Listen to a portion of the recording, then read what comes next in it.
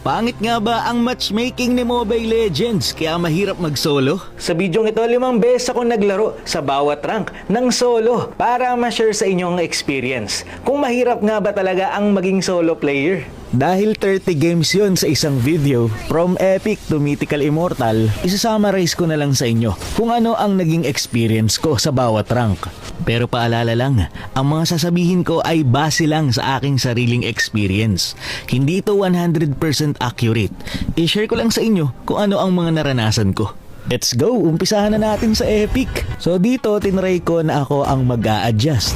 Walang nagsishow na kakampi ko kaya ang ginawa ko, chinek ko na lang ang kanilang mga role. Dahil walang nagja-jungle sa kanila, ako na lang yung nag-jungle. At para sa akin sa Epic Division, ito yung pinakamadaling manalo sa solo. Kasi kahit hindi mag-adjust yung kakampi mo, basta kaya mong bumuhat, kaya mong manalo dito. Nakasavage nga ako dito. At nung matatapos na ang game, umabot ako ng 32-1-1 ang score. So yan, pakita muna natin. Dito nyo mache-check na solo talaga tayo. Pansin ko lang dito, konti lang yung mga gustong mag-tank. Kaya ang mapapayo ko sa mga solo gamer na nasa Epic, kung kayo ay magro-roam, gumamit na kayo ng mga roam na may damage. Dito nga yung roam Sylvana ko, 22 yung score. Nag-trade din kasi ako dito na ang gamit ko ay yung mga tank na pang-set kagaya ni Tigreal. At hindi ko ito marerecommend. Bagamat nanalo kami dito sa game na to. Yung mga ginagawa kasi ng mga solo player sa rank game dito sa Epic, kanya-kanyang gameplay eh. Bihira lang silang magsama-sama. So game 3 natin, panalo ulit at MVP pa rin. So yun nga, kaya malakas dito si Nayin, si Long, kasi mahilig mag-solo yung mga player. Hindi sila mahilig magsama-sama, kaya kaya mong pitasin. Kahit nga ang gamit ko dito ay Matilda at roamer ako, kayang-kaya kong mang one-hit combo ng kalaban. Umabot pa nga ng 20 kills yung Matilda ko dito at MVP na naman. Syempre solo yan. Pero yun nga, may mga time lang talaga na hindi mag-a-adjust ang kakampi. Dito nga, 2 yung mage namin, 2 din yung naka-retry. Pero dapat, hindi ka panghinaan ng loob. At lagi mong iisipin na hindi mabilis matatapos yung game. Kasi epic yan eh. Play safe lang at makakabawi ka pa. Kaya para sa akin, 2 out of 10 lang ang difficulty ng pagsosolo dito sa Epic Rank. Kahit hindi nag-adjust ang kakampi, kaya pa rin namang manalo. Tiwala lang talaga sa sarili. So far, lahat naman ng nakalaban at nakakampi ko ay mga epic lang din. So sa role lang talaga yung problema dito sa Epic. Move naman tayo dito, syempre sa Legend. Ito napansin ko, mas maraming hindi nag-adjust dito. Sa Epic, kahit anong gamitin ko ay kayang-kaya pa rin manalo. Dito sa Legend, medyo iba na. Kapag yung hero mo hindi kayang bumuhat ng 5, medyo mahihirapan ka sa rank na to. So may mga time talaga na malakas yung mga kalaban mo kumpara sa mga makakakampi mo. Pero yung rank namin, lahat naman kami Legend. Kaya dito, tatry na akong gumamit ng mga buhat hero, kagaya ni Freya. Ito yung mga hero na kahit 5 pa yung paghahampasin mo, kayang-kaya mo. Kasi solo gamer ka eh. Hindi ka dapat masyadong umaasa sa kakampi mo. Kailangan talaga mag-relay ka sa sarili mong talento. At ayun, nanalo naman ako dito.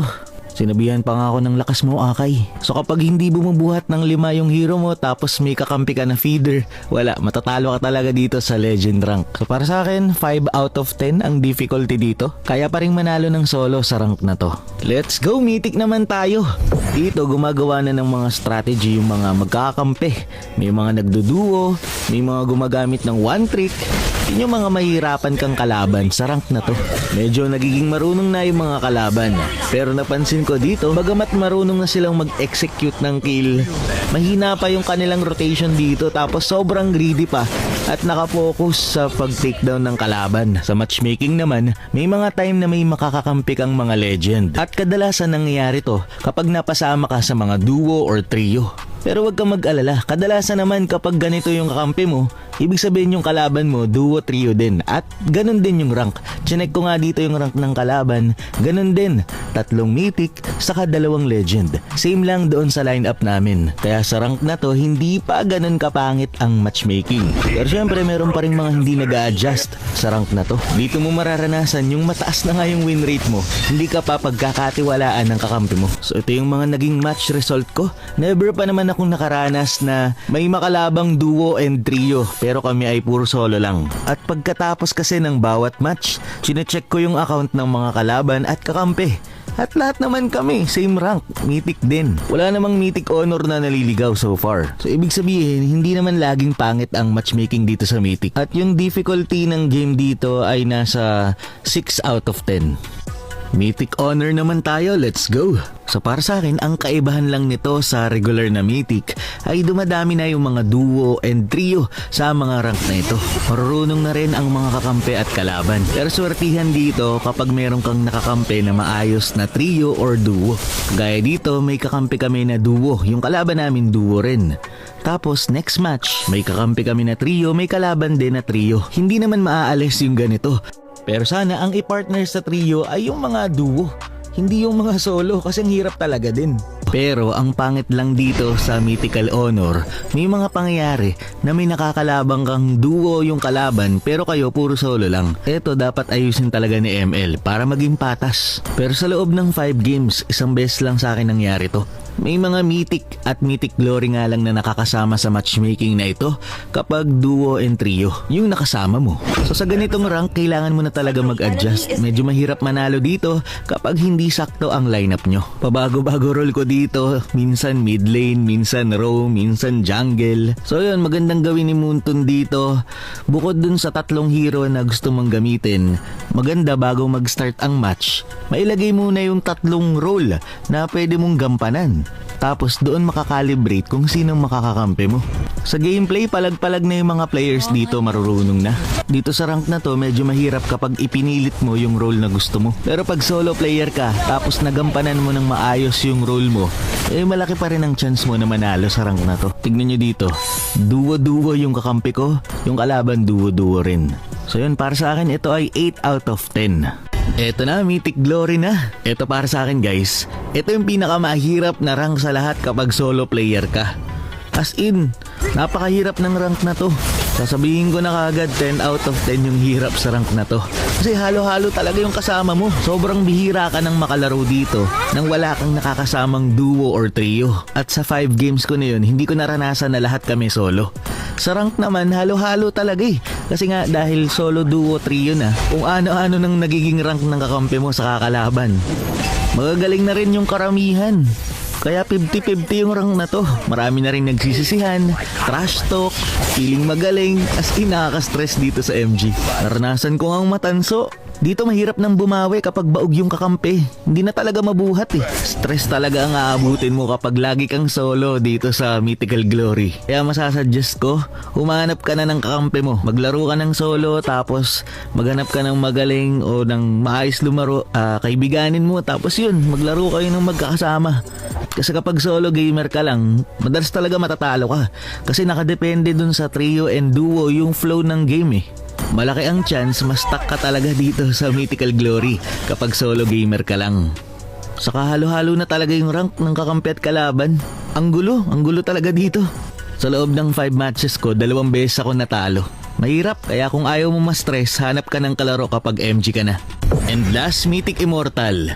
Ayan, 157 stars tayo dito. At para sa akin guys, mas madali pang mag-rank game ng solo dito kumpara sa ibang rank. Sa rank na to, bihira na lang yung hindi nag-a-adjust. Kaya pagalingan na lang talaga. Dito maayos na yung galaw ng kakampi, maayos na rin yung galaw ng kalaban, pati mga picks. Kaya pagalingan na lang talaga. Hindi ka na rin makakaranas dito ng lahat kayo solo. May trio, may duo din dito na makakakampi ka. Bihirang-bihira na kasi yung mga Mythic Immortal na solo gamer pa rin. Kadalasan kapag Mythic Immortal ka, ilalagay ka sa mga Mythic Glory na lineup. Kapag nasa Mythic Glory ka kasi, Mythic Glory pababa yung kasama mo eh. Merong MH, merong Mythic lang. Dito sa Mythic Immortal, kadalasan Mythic Glory yung kasama. Marami na ring mga top global dito guys. So dito, basta maayos yung ginagawa mo, kayang-kaya mong manalo. Kasi yung kakampi mo, kayang makasabay. Lagi nga akong panalo dito tapos MVP. Kapag Mythic Immortal ka kasi, yung mga trio at duo na makakakampi mo at makakalaban, mga Mythic Glory o Mythic Immortal din. Nakalaban ko nga yung top 1 Philippines Digi. Ayan si Super MJ, shower sa'yo idol. Medyo matagal nga lang yung matchmaking, nalagpas ng 2 minutes. Wag mo rin nga palang pipindutin yung racket na yan. Kasi malaking chance na mapunta ka sa ibang rank kapag pinindot mo yan. Pero ikaw, depende sa'yo. Kung gusto mo magmadali, okay lang naman. So yun, nag-enjoy ako sa Mythic Immortal guys. Para sa akin, 6 out of 10 yung difficulty dito. Pero syempre dapat maayos kang lumaro. So pangit nga ba ang matchmaking ni Muntun? Ang masabi ko lang dyan, marami nang na-improve si Muntun. Pero mas may improve pa to. Lalo na sa pagpili ng role, kailangan talaga masolusyonan. Saka sana yung mga trio, ikampi na lang sa mga duo, wag na sa solo. Dun gumugulo yung rank sa mythic pataas eh. So yun lang, ito ay personal ko lang na opinion. Maraming salamat sa panonood and to God be the glory.